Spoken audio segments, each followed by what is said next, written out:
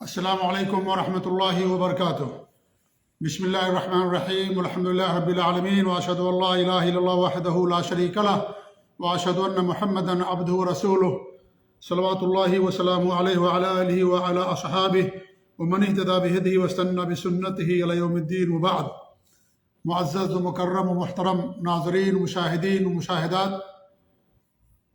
ایک لمبے عرصے کے بعد آپ لوگوں کے سامنے قیامت کی دو چھوٹی نشانیاں لے کر کے میں آپ کے سامنے حاضر ہوا ہوں۔ آج کے درس میں دو چھوٹی نشانیاں اختصار کے ساتھ آپ لوگوں کے سامنے بیان کرنے کی کوشش کی جائے گی۔ اللہ تعالی ہم سب کو اپنے دین پر استقامت عطا فرمائے اور اپنے نبی کی سنت پر قائم رکھے، آمین رب العالمین۔ اس سے پہلے بہت ساری چھوٹی نشانیاں آپ کے سامنے بیان ہو چکی ہیں۔ آج دو نشانیاں بیان کی جائیں گی۔ ایک نشانی تو یہ ہے کہ نہر فرات سے سونے کا پہاڑ کا نکلنا، یہ بھی اللہ کے رسول صلی اللہ علیہ وسلم کی پیشین گوئیوں میں سے ایک پیشین گوئی ہے۔ آپ صادق مصدوق ہیں، آپ اللہ کے نبی برحق ہیں، اور آپ کا ہر قول برحق ہے، ہر قول سچا ہے، اور آپ نے یہ ہمیں پیشین گوئی فرمائی ہے کہ قیامت سے پہلے نہر فرات سے سونے کا پہاڑ نکلے گا۔ یہ فرات جو نہر ہے عراق میں واقع ہے، مشہور نہر ہے۔ اس کے بارے میں اللہ کے رسول صلی اللہ علیہ وسلم کی یہ پیشین گوئی موجود ہے کہ جب وہاں سے سونا نکلے گا، سونے کا پہاڑ ظاہر ہوگا، تو اسے پانے کے لیے لوگ آپس میں لڑ پڑیں گے، جس میں 99% لوگ قتل ہو جائیں گے۔ ابی بن کعب رضی اللہ عنہ فرماتے ہیں کہ میں نے اللہ کے رسول صلی اللہ علیہ وسلم کو فرماتے ہوئے سنا، ان قریب فرات میں سونے کا پہاڑ ظاہر ہوگا، لوگ جب سنیں گے تو اس کی طرف چل پڑیں گے۔ جو لوگ اس وقت وہاں ہوں گے وہ کہیں گے اگر ہم نے لوگوں کو چھوڑ دیا تو سارا پہاڑ اٹھا لے جائیں گے، چنانچہ لڑائی ہوگی اور 99% لوگ مارے جائیں گے۔ صحیح مسلم کی روایت ہے۔ آپ اسے اندازہ لگائیں کہ یہ جنگ ہوگی کتنی بڑی جنگ ہوگی۔ اس میں 99% لوگ دونوں طرف سے مار دیے جائیں گے اور قتل کر دیے جائیں گے۔ صحیح مسلم ہی میں ابو ہریرہ رضی اللہ تعالیٰ عنہ سے روایت ہے، اللہ کے رسول صلی اللہ علیہ وسلم کے ارشاد ہے، قیامت اس وقت تک قائم نہیں ہوگی جب تک فرات میں سونے کا پہاڑ ظاہر نہ ہو جائے۔ اسے پانے کے لیے لوگ آپس میں لڑیں گے، جس میں 99% لوگ مارے جائیں گے۔ ہر آدمی یہی کہے گا کہ شاید میں اسے حاصل کر لوں گا۔ یہ بھی صحیح مسلم کی روایت ہے، جیسا کہ میں نے آپ لوگوں کے سامنے بیان فرمایا۔ تو یہ نشانی یقیناً ظاہر ہوگی، ابھی تک ظاہر نہیں ہوئی ہے۔ کب ظاہر ہوگی اس کا علم اللہ رب العالمین کے پاس ہے، لیکن جب تک یہ نشانی ظاہر نہیں ہوگی قیامت قائم نہیں ہوگی، کیونکہ اللہ کے رسول صلی اللہ علیہ وسلم کا فرمان ہے، اور آپ کا ہر قول اور آپ کا ہر فرمان سچا ہے، کیونکہ آپ اللہ رب العالمین کی طرف سے سچے نبی اور رسول ہیں۔ سونے کا جب پہاڑ ظاہر ہو جائے گا تو اسے لینے سے ہمیں اللہ کے رسول صلی اللہ علیہ وسلم نے منع فرمایا۔ صحیح بخاری میں ابو ہریرہ رضی اللہ تعالیٰ عنہ سے روایت ہے کہ اللہ کے رسول صلی اللہ علیہ وسلم کے ارشاد ہے، قریب ہے فرات سے سونے کا خزانہ ظاہر ہو، جو کوئی وہاں موجود ہو اس میں سے کچھ نہ لے۔ یہ صحیح بخاری کی روایت ہے، اور یہ آخر وقت میں ہوگا، ابھی تک یہ نشانی ظاہر نہیں ہوئی ہے، لہذا اس وقت انسان کو پیسے کی ضرورت بھی نہیں رہے گی، کیونکہ قیامت قریب ہوگی۔ تو ہمارے نبی نے فرمایا ہے کہ آدمی اس میں سے کچھ نہ لے، کیونکہ لینے کی جو کوشش کرے گا ہو سکتا ہے قتل ہو جائے، کیونکہ 99% لوگ اس میں مارے جائیں گے۔ نہر کے اندر سونے کا پہاڑ کیسے ظاہر ہوگا، یہ اگرچہ ہماری عقل کے اندر یہ چیز نہیں آتی ہے، لیکن یہ چیز کا تعلق غیبیات سے ہے، یہ چیز واقع نہیں ہوئی ہے اور قیامت کی نشانیوں میں سے ہے، لہٰذا یہ واقع ہوگی۔ آپ دیکھیں کہ آج سمندر کے اندر بڑی سے بڑی کانیں نکلتی ہیں، سمندر کے اندر آپ دیکھیں گے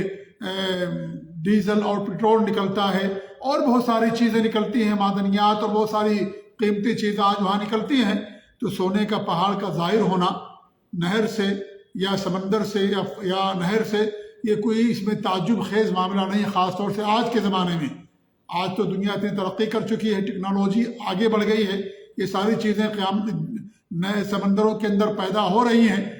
پٹرول پیدا ہو رہا ہے، اور اس طریقے سے ڈیزل پیدا ہو رہا ہے، اور بہت ساری چیزیں پیدا ہو رہی ہیں، اور کتنی چیزیں پیدا ہوں گی، اللہ رب العالمین بہتر جاننے والا ہے۔ لہذا یہ چیز اپنی حقیقت پر مبنی ہے، سونے کا پہاڑ باقاعدہ ظاہر ہوگا، اور یہ قیامت سے پہلے چیز ظاہر ہوگی، اس پر ہمارا ایمان ہے، اور ہر مومن کا ایمان ہونا چاہیے، اگر نہیں ہے تو اس کے ایمان کے اندر نقص اور گویا کی کمی ہے۔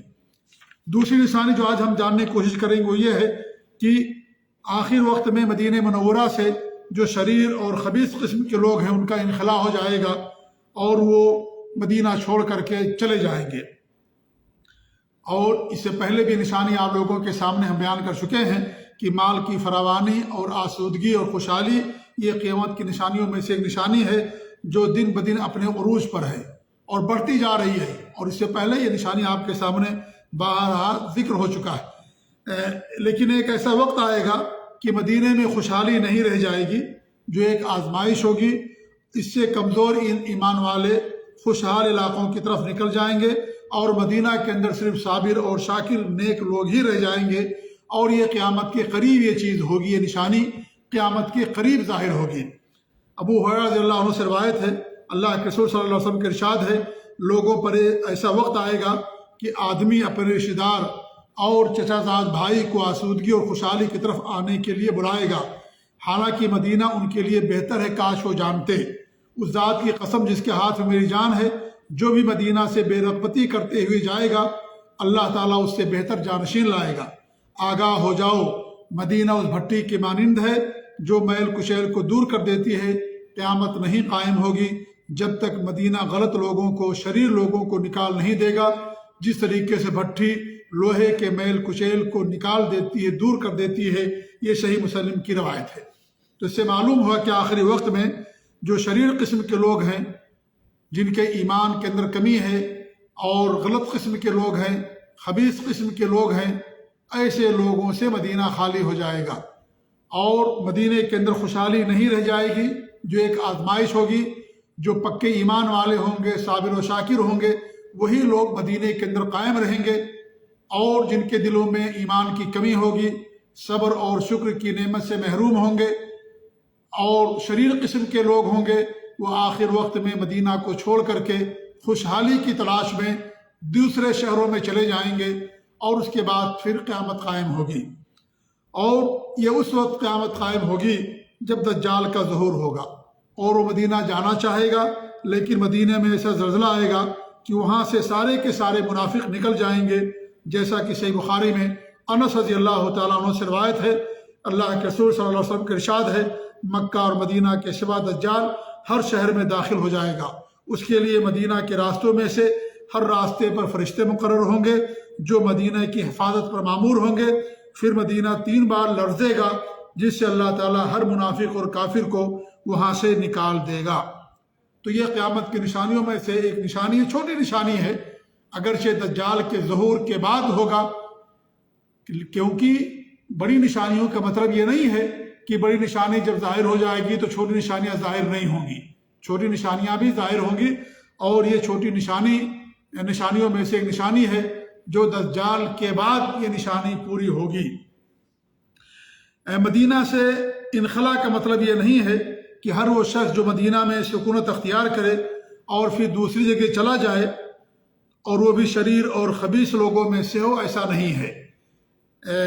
یہ مفہوم اس کا نہیں ہے۔ آپ دیکھیں کہ صحابہ کرام دعوت کے پیش نظر مدینہ کو چھوڑا اور دیگر شہروں میں گئے، اسلام کی دعوت کو لے کر کے، توحید کو لے کر کے دیگر شہروں میں آباد ہوئے، لوگوں کو اسلام کی طرف دعوت دی۔ اس طریقے سے اور بھی بہت سارے لوگ ہیں، آپ صحابہ کے بعد تابعین، تبع تابعین، اور اس طریقے سے نیک لوگوں کو آپ دیکھیں گے کسی وجہ سے وہ مدینہ کو چھوڑ کر کے کسی دوسری شہر کے اندر چلے جاتے ہیں، چاہے وہ ملازمت کی وجہ سے ہو یا کسی اور دوسری وجہ سے ہو۔ تو یہ جو چیز ہے یہ اس میں داخل نہیں ہے۔ یہ کون سے لوگ، کبھی یہ ہوگا جب قیامت قریب ہوگی اور جو شریر قسم کے لوگ ہوں گے، خبیث قسم کے لوگ ہوں گے، ان کے تعلق سے حدیث ہے، اور جب مدینہ کے اندر خوشحالی نہیں رہ جائے گی اس وقت یہ معاملہ پیش آئے گا۔ لہذا وہ لوگ جو دعوت کو دنیا کے اندر عام کرنے کی غرض سے وہاں سے نکلے،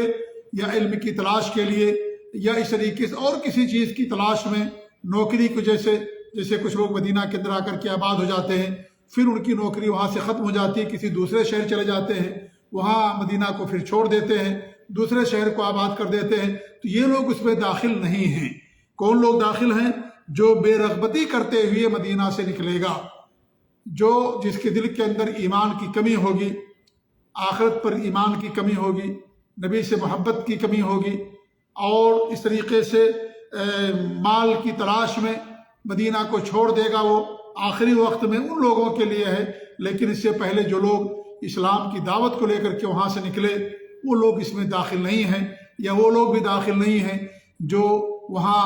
ملازمت پیشہ لوگ ہیں، اور پھر ان کی ملازمت مدینہ سے کسی دوسرے ملک میں یا شہر میں ہو جاتی ہے، وہ لوگ وہاں پر نہیں، وہ لوگ مراد نہیں ہیں۔ یا اس طریقے سے جو لوگ دوسرے ملکوں سے آ کے مدینہ میں کمانے کے لیے آتے ہیں، پھر ان کی ملازمت ختم ہو جاتی ہے، اپنے ملک واپس چلے جاتے ہیں، وہ لوگ بھی اس میں شامل نہیں ہیں، کیونکہ وہ لوگ شامل ہوں گے جن کے دلوں میں ایمان کم ہوگا، بے رغبت ہو جائیں گے مدینہ سے۔ ایسے لوگوں کے لیے نشانی ہے، اور عام لوگوں کے لیے یہ نشانی نہیں بیان کی گئی ہے۔ تو یہ دو نشانیاں تھیں جو میں نے آج کے درس میں بیان کی ہیں۔ اللہ تعالیٰ سے دعا ہے کہ اللہ رب العالمین ہمیں